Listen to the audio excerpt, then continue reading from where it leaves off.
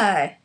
I was noticing that there is a tremendous amount of traction alopecia in the African American community, and I noticed that in some parts of Africa, I'm seeing a large amount.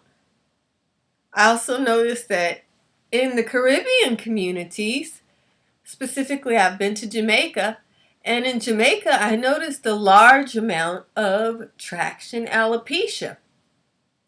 So I started thinking about it. What do all these communities have in common other than they are comprised of African people that is contributing to this large amount of traction alopecia? The first thing I noted was these places all have a culture that has been affected by colonialism or slavery. The African people that I'm talking about speak English just as well as I do. They studied English in school. They are essentially various types of English people like myself. And as a result of that, they have been influenced by cultures where people have straight hair. And that influence has contributed to the styles, the viewpoint of attractiveness that we have. And I believe that's contributing largely to our traction alopecia problem. Specifically, on the edges of our hair, it's nappy. But even with experiencing baldness, because I'm willing to have that nappy hairline, I have more hair than some people who aren't even prepositioned to alopecia. Traction alopecia means that as a result of pulling our hair too tight for extended periods of time, we have created an environment where we have killed the follicles in the scalp from an extensive amounts of stress that's beyond what our can handle. So this is different for each and every person. Some people can handle more than other people can handle. What is so unattractive about the kinks on my head? Even if I straighten my hair, even if I utilize a perm, the new hair growing into my hair is going to come in with the natural nap, with the natural texture of my hair. And that's going to be visible.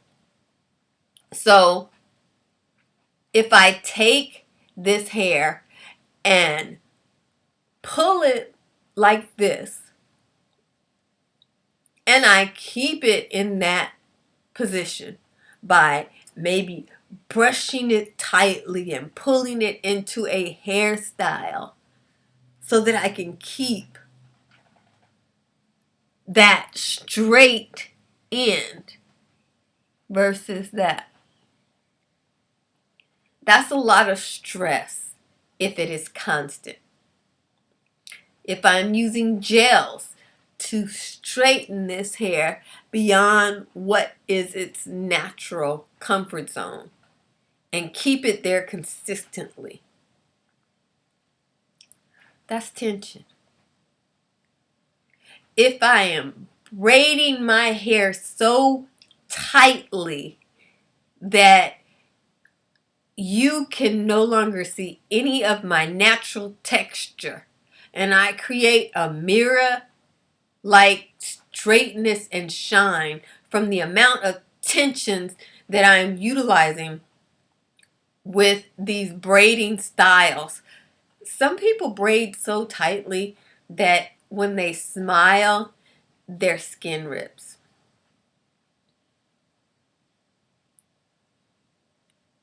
And there's scarring, permanent scarring on the scalp. Yeah, that's traction alopecia. And there is a cure for traction alopecia if you catch it in time. Because by the time we see it, the damage is usually long term.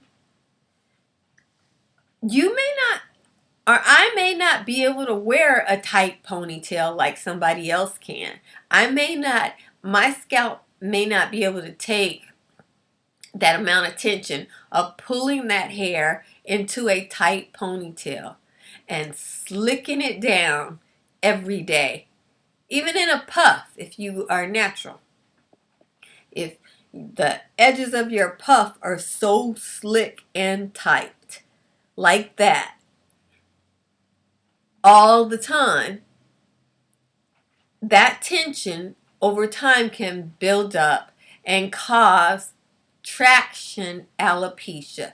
That's alopecia that's caused from tension, from pulling on the hair. Simple as that. It's a constant pressure from pulling on the hair. If we're wearing weaves where we braid the hair on the scalp very, very tightly, and then we sew hair into those braids, making it even tighter, and we wear these styles constantly, there's a constant amount of tension on the scalp. And that tension is traction alopecia.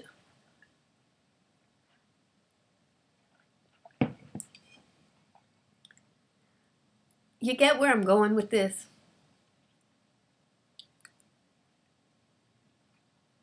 This is a self-inflicted injury, and it can be permanent. It can be devastating to look in the mirror and finally realize that I had a receding hairline of maybe 2 or 3 inches, and it's not growing back because I've been pulling this hair too tight. Some of us have traction alopecia all our lives because as our mothers pulled our hair into tight ponytails as a child, and we developed traction alopecia. So traction alopecia is all we know. It's been a lifelong issue to have hair that we consider neat versus nappy. Nappy being the natural texture of our hair is a nap, a tight coil, kinky, versus neat being a straight hair.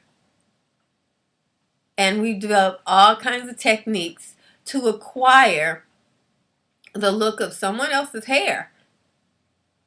The only thing is, someone else is not bald. And we are. From this traction alopecia, our scalps are showing. And there's no word nap, kink, neat for scalp. It's called bald, and that's universal, irrespective of the ethnic group, texture, type of person. Scalp, skin, that's universal, bald. Inflammation, alopecia.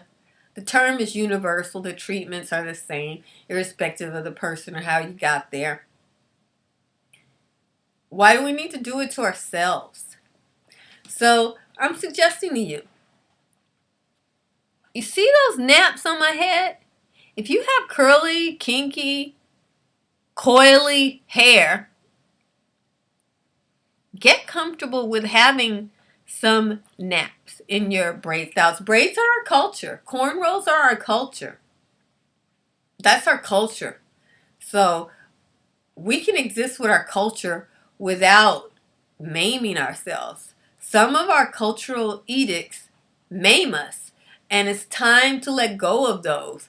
It's time to give up the absolutely pristine, neat ponytail, neat scalp looking roots in exchange for a healthy scalp and healthy hair by wearing looser ponytails, looser braids, looser hair weaves. Glue. We're ripping out our hair with glue. Some of us wear glue-on weaves or glue-on wigs. And we're gluing wigs onto our scalp right here and ripping off our hair. Over time, this causes traction alopecia. Less time for some, more time for others. It's traction alopecia. It is alopecia that comes from our habits, our behaviors towards our scalps and our hair. So how do we change? We have to decide to have naps, kinks, coils, curls. We have to decide that we have to redefine flawless. The weave with the nap at the scalp, the wig that is not so tightly fitted that we don't have to glue down, the weave that is comfortable on our heads that we can't keep in for 3 months because it's going to grow out because we didn't put it in as tightly. And that comes to economics. How much is your hair worth to you? Your scalp. How much is your scalp worth to you? The health of your scalp. How much is that worth? Is it worth having a nap? Or is being able to keep that weave 2 to 4 weeks longer worth losing the hair on your scalp? You could buy another weave. That's easy enough to do. Very difficult to buy new hair on your scalp. Very difficult. Scalp implants are a reality for some people, but they're a very expensive reality, much more expensive than a weave, and they do cause scarring on the scalp, which can then lead to more traction alopecia. So, all in all, I encourage you to be comfortable with naps, to show your naps, to wear looser styles, to keep your weaves for a shorter amount of times, and take breaks between your braids. Wear your cornrows looser. Take them down, even if you just spent $100 getting them put in. If you have a headache and you're having a hard time doing this, see that? You see that? Those motions? If you're having a hard time doing those motions because it hurts, if you need to take aspirin, take the braids down. Do them looser. And another thing, when you start with the braids, 1 or 2 braids will feel comfortable. But it's the combined tension of every braid on your scalp pulling in all those different directions so that 1 or 2 braids might feel comfortable. But as you get to the middle or to the end or to the back, it might be too tight. And now you're committed because you're almost finished. Think of your scalp. And take them down. Traction alopecia is no joke. It's a very emotional ailment, and the cure is the cause. It's us. We have to stop. We have to stop our never-ending search for perfection and neatness in something that is not like us and accept ourselves. Accept naps. Consider naps a standard of beauty. Accept kinks. Consider kinks a standard of beauty. Consider those few little coils on the scalp as beautiful. And wear them. Baby hairs, whatever you do.